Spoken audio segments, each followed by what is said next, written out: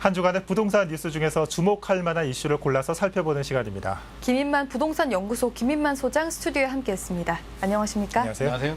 네, 하루가 멀다 하고 이 부동산 뉴스들이 쏟아지고 있습니다. 네. 이 주목할 만한 이슈 어떤 것들이 있습니까? 이게 매주 이슈가 나오네요. 그러니까요. 이번 주는 아무래도 신도시 추가 발표가 가장 핫 이슈였던 것 같고요. 최근에 대출 중단, 금리 인상, 사전 청약 확대에 이어서 이제 신도시 추가까지 발표됨으로써 어떻게 보면 정부의 부동산 규제 정책에 방점을 찍었다라고 볼 수 있을 것 같습니다. 네, 그럼 첫 번째 이슈 살펴보도록 할 텐데요. 네. 국토교통부가 이사 대책의 후속 조치로 제3차 신규 공공택지 14만 호의 입지를 발표했습니다. 어디가 선정됐습니까? 전체적인 물량을 보면 14만 호예요. 14만 호 중에 대전, 세종시 2만 호 빼고 서울 수도권에 12만 호인데 물량을 보면 생각보다 좀 많아요. 저는 12만 호까지는 안 나올 줄 알았는데 의왕, 군포, 안산에 4만 1,000호가 나오고요. 예. 화성, 진안, 동탄 신도시 옆이죠. 병점역이 있는데 그쪽 진안이 2만 9,000호 정도로 굉장히 큰 신도시 규모고 예. 중소택지로는 인천 9월 지구에 18,000호. 네. 18,000호도 커요. 인천 계양 지구가 그럼요. 17,000호거든요. 그래서 계양보다 더 큰 지구고 봉담, 화성 봉담 3지구에 17,000호. 예. 화성이 좀 많아요. 이게 진안도 있고 봉담도 있는데 공급 폭탄이 굉장히 쏟아질 것 같은 생각이 들고 그 외에 이제 남양주 진건, 양주, 구리, 교문 이런 쪽에 골고루 배치를 했습니다. 어떻습니까? 이 지역 부동산 가격이 들썩였을 것 같은데 들썩이고 있을 것 같은데 어떻습니까? 저는 의왕이 하루 사이에 2억 원이 올랐다 이런 기사도 네. 본 것 같거든요. 지금 지역에서는 정부 방침하고 달라요. 정부 의도는 이걸 발표함으로써 물량이 좀 많잖아요. 네. 좀 믿고 기다려라. 심리적 안정을 주려고 했는데 오히려 반대 효과가 나오는 것 같습니다. 왜? 개발 호재로 작용하니까. 입주 물량은 빨라야 2029년이거든요. 그러다 보니까 지역에서는 개발 호재. 왜 개발 호재냐면 일단 주변에 새로운 신도시가 개발이 되면 가격이 올라가잖아요. 신도시들은 실패한 적이 없기 때문에 가격이 올라가니까 우리도 따라 올라갈 것이라는 기대감이 있고 두 번째는 GTX. 뭐니 해도 GTX인데 이번 신도시의 특징을 보면 GTX 라인을 따라서 만들었다는 느낌을 지울 수가 없어요. 특히 의왕 같은 경우는 GTX 얘기는 계속 나왔는데 확정이 안 됐거든요. 이게 약간 미확인 상태, 미확정 상태였는데 네. 이번 신도시 발표로 확정이 됐죠. 정부에서 공식적으로 의왕 신도시를 하겠다라고 하면서 교통대책으로 GTX를 내놨기 때문에 의왕에서는 경사가 났습니다. 경사가 났고 하루아침에 뭐 1억, 2억 올리고 있고요. 지금 또 얼마나 더 오를지는 모르겠고 매물은 그냥 다 회수된 상태이기 때문에 정부가 바라는 게 이것은 아니었을 텐데 오히려 단기적으로는 더 부작용이 생기고 있는 것 같습니다.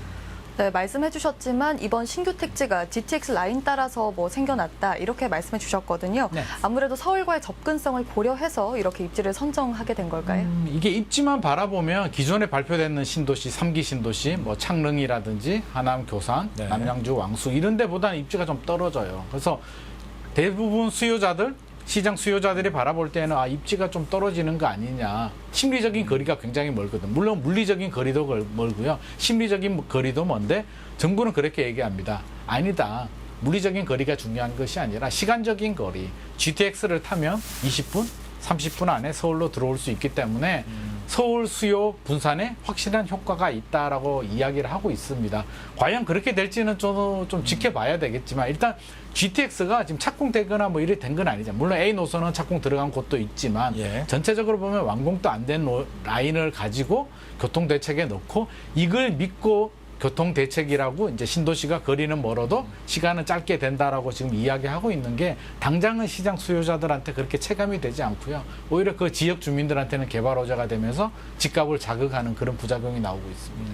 물론 이 시간적인 거리도 중요하겠지만 물리적인 거리를 절대 무시할 수 없지 않습니까? 네. 특히 화성 같은 경우에는 이 서울과 굉장히 멀리 떨어져 있는데 네. 혹시나 이 거리가 멀어서 네. 이 서울을 생활권으로 하는 이 배후 도시 역할을 제대로 수행하지 못할까 하는 우려도 되는데 이 점은 어떻게 보십니까? 저는 개인적으로 서울 배후 도시는 아니라고 봐요. 지금 동탄 신도시 있잖아요. 동탄 1신도시, 2신도시도 서울 수요자들이 그쪽으로 이사를 와서 출퇴근하는 게 아니라 그쪽에 삼성 반도체라든지 그쪽 네. 수요들, 화성, 수원, 용인 거주자들이 유입이 돼서 형성이 된 베드타운이고요. 물론 비즈니스 단지들도 있기 때문에 뭐 베드타운이라고 하기는 어렵지만 그리고 지금 뭐 광역교통망, 뭐 GTX도 있고 하지만 그쪽 지역 주민들이 서울을 편하게 이용하는 거지 서울 주민들이 거기에 거주하기 위해서 이용하는 건 아니거든요. 근데 이번에 발표되는 봉담이라든지 진안 같은 경우는 사실 동탄 신도시보다도 제가 볼 때는 위치가 조금 더 안 좋습니다. 좀 더 안 좋기 때문에 물론 앞으로 10년 후에 교통대책이 얼마나 발표돼서 지금의 동탄 신도시를 넘어설지는 모르겠지만 지금까지 보면 다수의 수요자들이 느끼는 저는 심리가 굉장히 중요하다고 생각하거든요. 심리적인 거리, 이미지. 강남이 왜 좋습니까? 그냥 좋은 듯한 느낌. 네. 누가 뭐니 해도 굉장히 좋은 분당? 서울 가깝잖아. 화성? 좀 멀잖아. 이런 단순한 생각을 좀 많이 가지고 있는데 이 심리적인 거리가 완화가 되려면 교통대책이 완공이 되고 실제로 다녀보니까 20분, 30분 만에 편하게 다닐 수 있겠구나 정도가 돼야 되는데 그렇게 되려면 제가 볼 때는 10년, 15년 걸리거든요. 그래서 지금 당장 정부가 바라는 대로 그런 서울 분산 효과를 기대하기는 좀 힘들 것 같습니다. 네, 신규 공공택지 14만 호 중에 수도권에만 12만 호가 공급이 됩니다. 네. 말씀해 주셨지만 실제 입주까지는 꽤 시간이 걸릴 텐데 그러면 서울 부동산 시장 안정화하는데 얼마나 좀 더 걸릴까요? 안정화가 될까요? 저는 그 질문부터 좀 안 될 것 같아요. 서울 부동산은 안정화 안 될 것 같고요. 아니, 정부는 그렇게 기대를 하고 있잖아요. 정부는 기대하고 있지만 서울 분산 수요를 하기에는 거리도 너무 멀고요. 동탄 신도시도 서울 분산은 아니었거든요. 그렇게 바라본다면 저는 확실히 잡을 수 있는 건 있습니다. 경기도하고 인천 집값은 확실히 잡을 수 있습니다. 언제? 10년 후에. 이게 정부 계획을 보면 빨라야 2026년에 본 청약이고요. 2029년에 입주인데 통상적으로 보면 1년에서 2년 또는 3년 정도 늦어져요. 빨리 되는 적은 없었거든요. 그렇게 바라본다면 지금 추가된 신도시 물량이 한 2030 1, 2년 정도의 입주 물량이 나올 것 같고요. 아직까지 10년 이상 굉장히 긴 시간이 남았고 그때 되면 아마 경기도는 상당한 영향을 받을 수 있을 것 같습니다. 왜냐하면 기존에도 발표가 많이 됐거든요. 이미 발표된 신도시가 25만 호예요. 예. 서울 수도권에. 서울은 아니죠. 수도권에 25만 호인데 이번에 12만 호를 더하면 신도시 물량만 얼마인가요? 37만 호 정도, 거의 40만 호에 육박하기 때문에 1기 신도시 물량보다도 더 많고요. 2기보다도 더 많은 물량인데 그 물량을 소화할 수 있을까? 그때 되면 뭐가 될까요? 금리 인상까지도 가시화가 될 거란 말이에요. 그게 맞물리게 되면 저는 경기도나 인천 집값은 확실히 잡을 수 있을 것 같아. 서울 집값은 이 물량에 뭐 약간의 영향은 받을 수 있겠지만 이것 때문에 서울 집값이 잡힌다라고 보진 않습니다. 앞으로 어떻게 달라질지 모르겠지만 아직까지는 심리적 거리는 아직까지는 멀다. 이런 말씀이신 것 같습니다. 자, 두 번째 이슈를 살펴보겠습니다. 좀 지난주에 이 이슈를 다루다가 좀 시간이 좀 모자란 감이 있어서 질문 하나로 끝내고 말았는데 네. 자, 한은이 기준금리 인상을 발표했고 또 시중 은행들의 대출도 좀 제한되고 있습니다. 어떻습니까? 좀 변화의 시작이 아닐까 싶은데 실제 지금 부동산 시장에서는 어떤 영향을 주고 있습니까? 저는 오히려 이게 공급 계획들, 신도시 계획 발표보다 사실 금리 인상을 저는 더 예의주시하고 있거든요. 더 중요한 이슈가 금리 인상인데 신도시는 10년 후의 얘기고요. 금리는 이미 스타트가 됐습니다. 네. 이번에 이제 0.25%포인트 올렸는데 이번에 올린 것만으로 시장 수요자들이 그렇게 반응하지는 않아요. 이게 아니 집 가지고 있는 사람들이 0.25%포인트 올렸다고 해서 집을 빨리 팔아야겠다 이런 마음이 들지는 않고요. 수요자들도 마찬가지거든요. 근데 이게 어떤 의미가 있냐면 당장은 영향을 주지 않는데 한국은행 총재께서 굉장히 의미 있는 발언을 했어요. 이번이 처음이 아니고 올해 안에 한 번 더 올릴 것이고 내년에도 더 올릴 것이라는 로드맵을 제시해줬단 말이에요. 제가 지난번에도 한번 로드맵을 좀 제시해줘야 된다는 이야기를 했는데 이번에 로드맵을 어느 정도는 제시를 해줬습니다. 그러면 올해 안에 한 번 더 올리게 되면 0.5%포인트가 올라가는 효과고요. 그러면 1%까지 가죠. 내년에 한 번 더 올리면 1.25인데 네. 우리만 올리느냐? 아니거든요. 이제 미국도 시작한단 말이에요. 테이퍼링을 하겠다라고 공식화하고 있고 네. 물론 기준금리를 언제 올릴지는 아직 확정이 안 됐지만 과거 사례를 보면 미국은 기준금리 한 번 올리면은요. 한 3년 동안 1년에 1%포인트 정도 올리거든요. 그러면 한 2025년 정도 되면 어떤 식으로든 미국 기준금리가 한 3%까지는 가 있을 것이고 우리는 미국 따라가야 되잖아요. 1% 이상, 1%포인트 이상 벌어지게 되면 자금 유출이 발생하기 때문에 우리는 1.25에서 멈추고 싶어도 미국이 올라가게 되면 우리도 2.5에서 3%까지는 올려야 되거든요. 그렇게 된다면 어떤 일이 벌어질까요? 아까 이야기한 공급 물량과 맞물리게 되면서 저는 그때 되면 서울 집값도 좀 안정이 되지 않을까 하는 저 나름대로의 기대를 좀 하게 됩니다. 네, 지금 은행마다 대출 문의가 쇄도하고 있고 여기서 대출이 맡기니까 다른 데서 대출을 하려고 갈아타는 일도 비일비재하다고 하는데 그럼 현재 은행들의 대출 상황은 어떻습니까? 저는 이 부분이 좀 불만이에요. 이거 약간 좀 뭐라 그럴까 유예를 좀 주든지 네. 이게 시장 수요자들의 반응이라든지 뭐 좀 대처를 할 수 있는 여력을 줘야 되는데 이게 전격적으로 발표가 됐거든요. NH은행 같은 경우는 대출 중단이 됐다. 물론 뭐 나름대로 이유는 있겠지만 이게 어떤 일이 벌어지냐면 이렇게 되면 사람들이 NH가 막히고 SC제일은행이 막히고 뭐 우리은행이 막혔다라고 하면 또 가능한 은행이 아직까지는 있을 거잖아요. 그렇죠. 그 은행으로 또 다른 풍선 효과가 생길 수밖에 없고요. 1금융권이 막히면 2금융권으로 갑니다. 왜? 대출을 왜 받을까요? 돈이 필요해서. 그럼요. 돈이 남아도는데 대출 받는 사람은 아주 일부분이고요. 필요하니까 꼭 받아야 되니까 대출을 받는데 이번에 막아버린 게 담보대출만 막은 게 아니라 전세자금 대출도 같이 막아버렸거든요. 네. 실수요자들이 받아야 되는 전세자금 대출을 막았는데 저는 이게 정부의 이야기가 좀 앞뒤가 안 맞는 게 가계부채가 급증해서 막아야 된다라고 하는데 대출에서 가장 안전한 상품이 어떤 상품인 줄 아세요? 담보대출이거든요. 왜? 내 집을 실물 담보로 자산을 갔으니까. 가지고 예. 물건을 잡는단 말이에요. 건재당을 잡아버리기 때문에 이것보다 대한민국 법에서 이것보다 안전한 건 없거든요. 물건을 잡아버리기 때문에 가장 안전한 담보대출을 규제한다. 예. 또 신용대출을 규제한다라고 하는데 은행들이 신용대출 누구한테 해줄까요? 굉장히 신용도가 좋은 사람들, 그렇겠죠. 대기업이나 공무원이나 좋은 직장을 가진 사람들한테 해주지 신용 등급이 안 좋은 사람들은요 해달라고 해도 은행에서 안 해줘요. 은행은 돈 떼이기 싫거든요. 그래서 신용대출과 담보대출 가장 안전한 대출에 대해서 전격적으로 중단을 해버렸고요.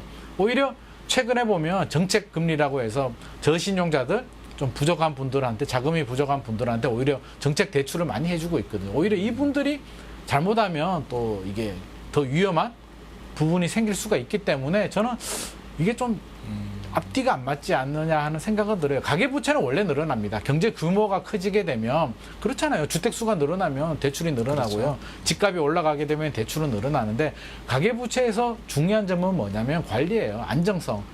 부채율, 연체율을 어떻게 낮추고 안전하게 관리하느냐인데 지금 하는 거 보면 오히려 반대로 더 불안하게 가지 않나 싶은 생각이 들고 또 하나의 문제는 최근에 이런 현상이 발생하더라고요. 굳이 대출을 안 받아도 되는데 받을 예. 생각이 없는데 앞으로 대출이 안 나올 것 같네. 지금이라도 미리 받아두자라고 해서 지금 은행 창구가 북새통이거든요. 굳이 받을 생각이 없었는데 또 상환 능력이 되는 사람들도 안 갚아요. 돈이 있어서 이번에 갚으려고 했는데 앞으로 대출 못 갚겠구나. 그냥 가지고 있어야겠다는 생각하시는 분들이 많아서 저는 오히려 좀 너무 전격적으로 한 것 같아서 좀 유예 기간을 두고 좀 다시 한번 또 전략 수정이 좀 필요할 것 같습니다. 그러니까 지금도 말씀해 주셨지만 이 금리를 인상하겠다 이런 시그널이 이미 몇 달 전부터 계속돼 왔기 때문에 뭐 말씀하신 대로 대출을 안 받아도 되는 분들도 받고 네.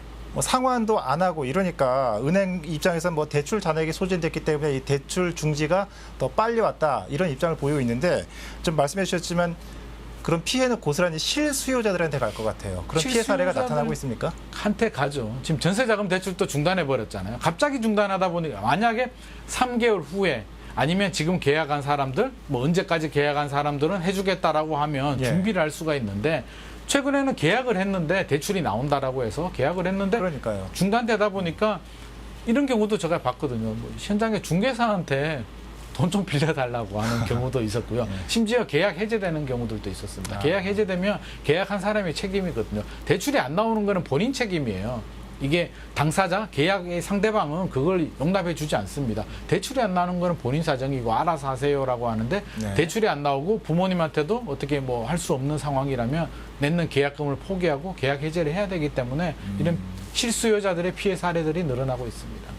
네, 이런 고강도 대출 규제로 대출 문턱이 높아지면서 정말 이 대출이 필요한 실수요자들이 우회 대출을 한다고도 들었습니다. 이게 무슨 얘기입니까? 우회 대출 아까 제가 얘기했듯이 풍선 효과가 생기죠. 대출을 좋아서 받는 사람은 없어요. 물론 일부는 있어요. 일부는 그 세금이라든지 여러 가지 뭐 세금 처리 때문에 대출을 받는 사람들도 있지만 다수의 수요자들은 돈이 부족하기 때문에 대출을 받아야 되는데 아까 제가 얘기했듯이 만약에 제가 계약을 했다라고 해요. 계약을 하고 대출을 한 5억 정도 받아야 되는데 지금 대출이 중단됐단 말이에요. 계약금을 2억을 걸었어요. 예를 들어서 2억을 포기해야 되는데 2억을 포기하기가 쉬울까요?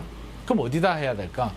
따로 또 다른 1금융권이 안 되면 2금융권, 금리가 높은 2금융도 안 되면 4금융이라도 일단 빌려서 일단 메워야 되고 다음은 그 다음에 이자 부담은 다음에 걱정해야 되는데 이렇게 고금리 상품으로 풍선 효과가 생기게 되면 정부가 말하는 가계부채 저는 더 위험해진다라고 봐요. 고금리 상품들이 연체율이 더 높아질 수밖에 없고요. 앞으로 기준금리하고 맞물리잖아요. 금리 인상이 되면은 지금은 우리가 이제 0.5에서 0.75가 됐는데 생각을 해보자고요. 대출을 받으면 1년 안에 끝나지 않잖아요. 5년, 10년을 가는데 3년 후, 5년 후에 금리가 지금 2배가 됐다라고 생각을 해보면 지금 대출 이자가 100만 원 내던 사람들은 200을 내야 되고요. 200을 내던 사람들은 400을 내야 되는데 소득이 그렇게 늘어나진 않거든요. 그렇게 된다면 저는 한 3년에서 5년 후에는 굉장히 좀 어려운 상황이 발생할 것이다. 어떤 식으로든 좀 리스크 관리는 필요하지 않나 싶습니다. 자, 이 기준금리 변화, 이 경제 흐름을 바꿀 수 있는 변곡점이기도 합니다. 예견돼 왔던 만큼 이 피해보는 일 없도록 지금부터라도 준비하셔야겠습니다. 지금까지 3차 공공택지 발표와 금리 인상과 대출 제한에 대해 김인만 소장과 함께 살펴봤습니다. 소장님, 오늘 말씀 잘 들었습니다. 고맙습니다.